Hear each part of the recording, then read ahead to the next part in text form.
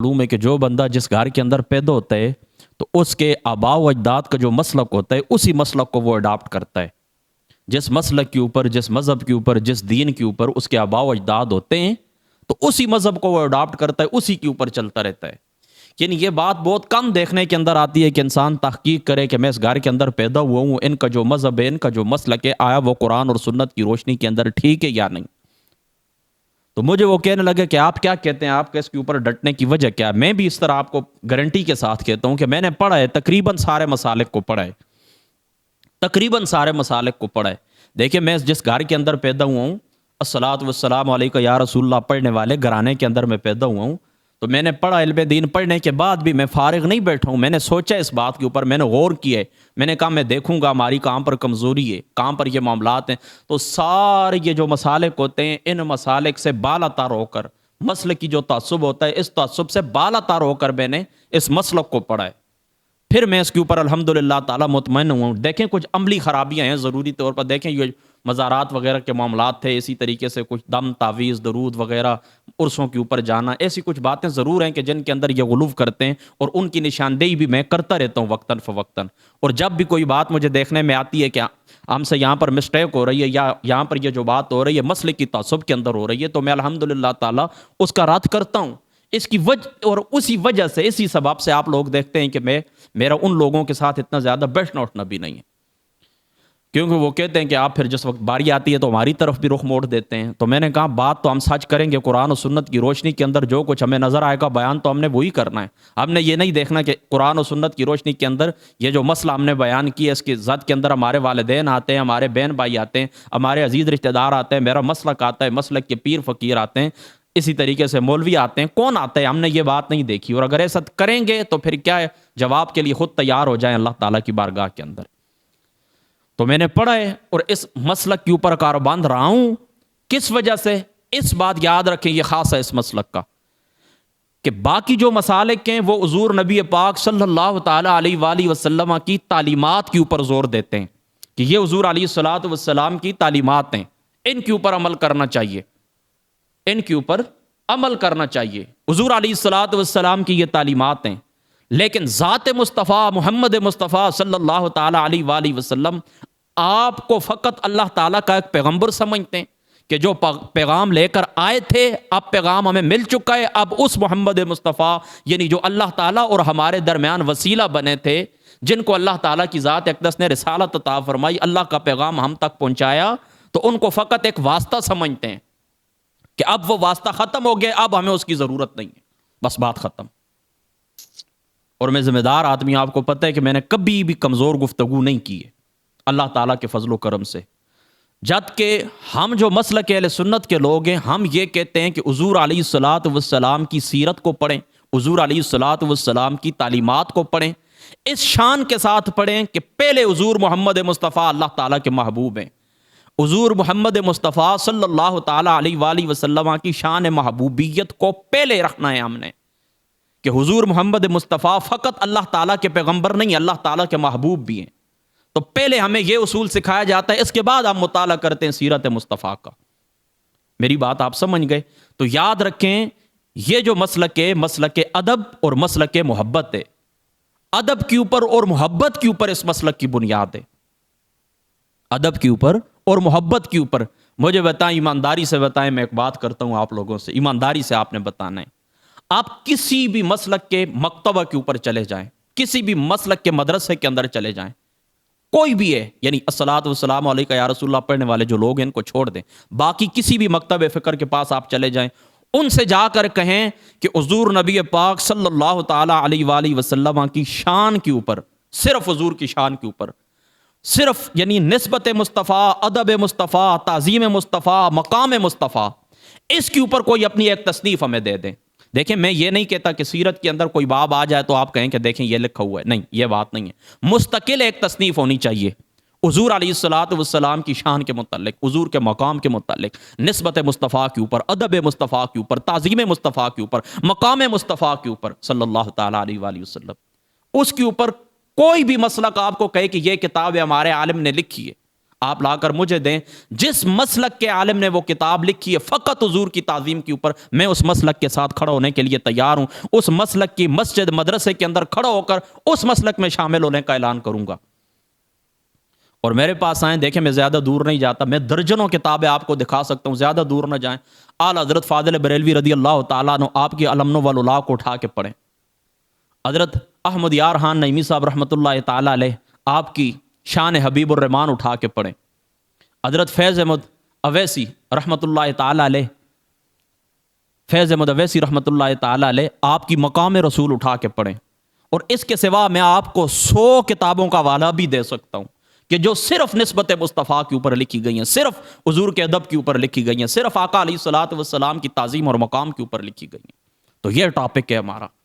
ہم یہ سمجھتے ہیں کہ ذات مصطفیٰ کے ساتھ ہمارا جو تعلق ہے وہ ہے اصل ایمان، اور حضور علیہ الصلوۃ والسلام کی تعلیمات کے ساتھ جو ہمارا تعلق ہے وہ ہے کمال ایمان. تو ہم ذات مصطفیٰ کے ساتھ تعلق کو کمال ایمان سمجھتے ہیں، اور تعلیمات مصطفیٰ کے تعلق کو ذات مصطفیٰ کا تعلق اصل ایمان ہے، اور تعلیمات مصطفیٰ کے ساتھ جو ہمارا تعلق ہے یہ کمال ایمان ہے. یہ ہمارا عقیدہ، یہ ہمارا نظریہ ہے، اور اس کے اوپر ہمارے مسلک کی بنیاد ہے. اس لیے میں یہاں پر کھڑا ہو گیا ہوں، ورنہ اللہ تعالیٰ کی قسم اٹھا کر کہتا ہوں اگر اس معاملے کے اندر کمزوری دیکھتا میں چھوڑ دیتا اس بات کو. پھر میں اپنا جملہ دہراتا ہوں، تعظیم مصطفیٰ کے اوپر، ادب مصطفیٰ کے اوپر، عشق مصطفیٰ کے اوپر، مقام مصطفیٰ کے اوپر کسی شخص کی بھی الگ تصنیف ہے. دیکھیں کسی نے کوئی سیرت کے اوپر کام کیا ہے، آپ مجھے دکھا سکتے ہیں، بالکل میں مانتا ہوں سیرت کے اوپر کام ہوا ہے، فقہ کے اوپر کام ہوا ہے، حدیث پاک کی شروعات کے اوپر بھی کام ہوا ہے، تعلیمات مصطفیٰ کے اوپر بھی کام ہوا، اور اس کے ضمن کے اندر کوئی ایک آدھ واقعہ اگر انہوں نے عشق رسول کا لکھ دیا ہے تو یہ ایک الگ بات ہے. لیکن مستقل تصنیف مجھے کوئی نہیں دکھا سکتا. اگر دکھا سکیں میں حاضر ہوں، جو سزا چور کی وہ سزا میری. اور میں آپ کو سینکڑوں 100 کتابوں کا نام میں نے آپ کو پہلے بتا دیا، 3 کتابوں کا میں نے حوالہ دے دیا، آپ ان کو پڑھ لیں.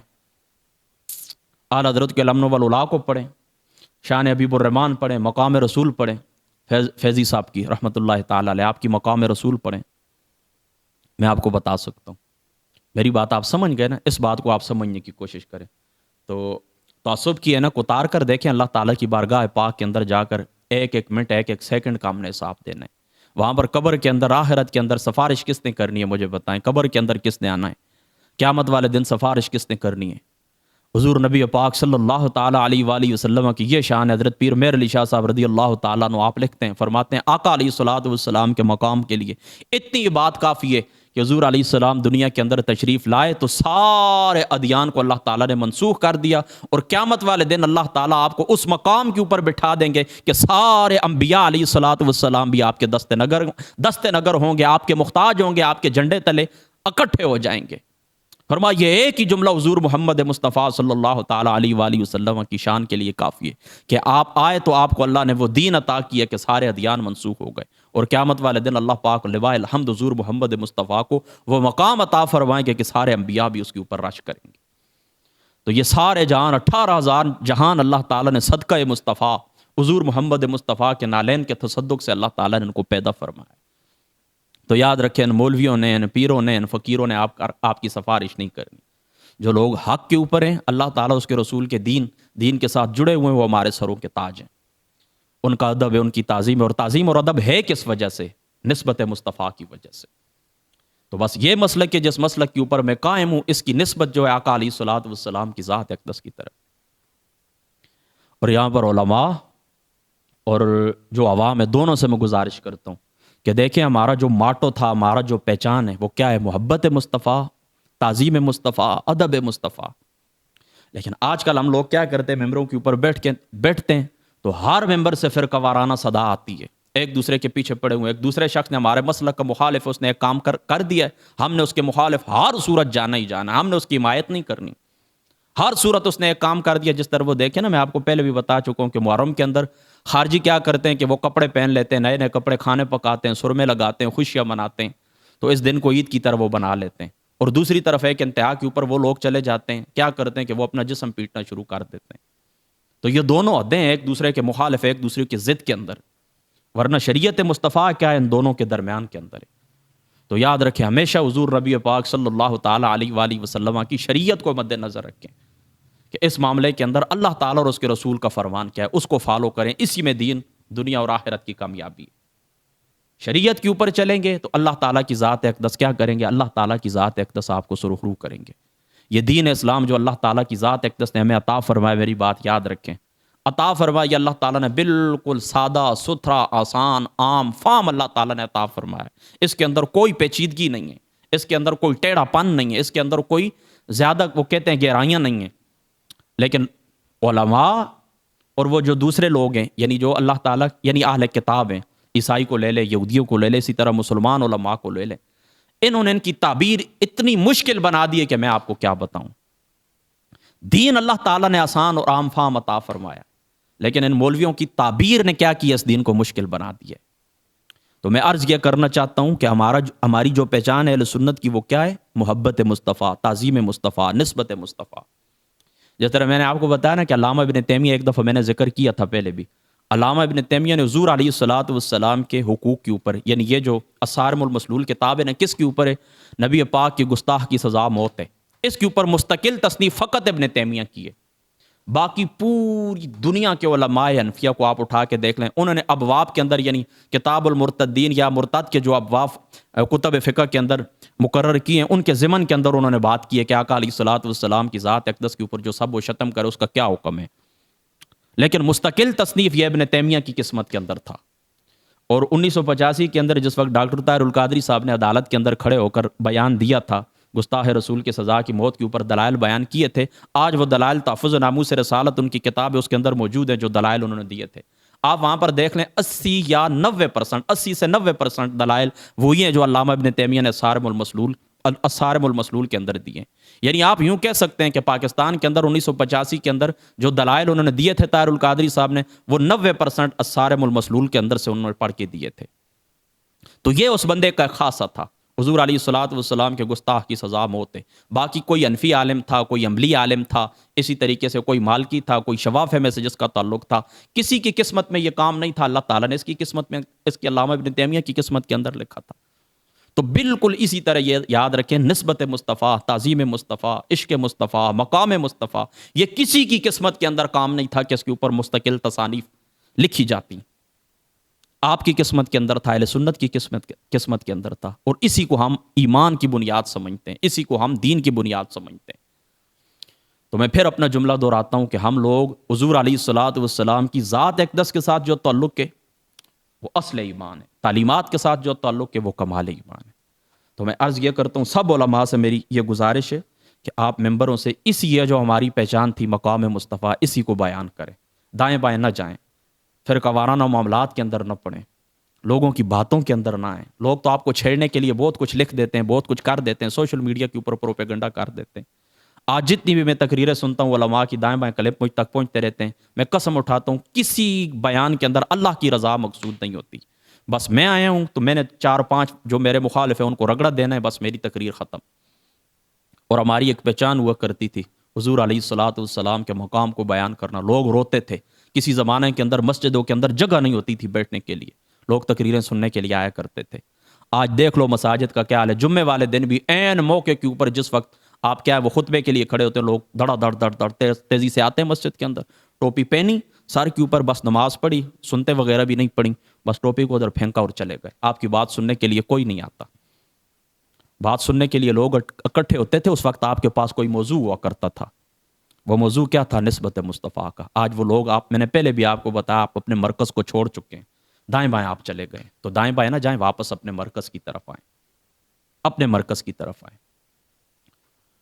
چلو کافی اتنا انشاءاللہ تعالیٰ، ابھی چونکہ اذان کا ٹائم بھی ہے، اللہ تعالیٰ کی ذات اقدس جو باتیں ہوئی، اللہ تعالیٰ عمل کی توفیق عطا فرما۔ واخر الدعوانا الحمد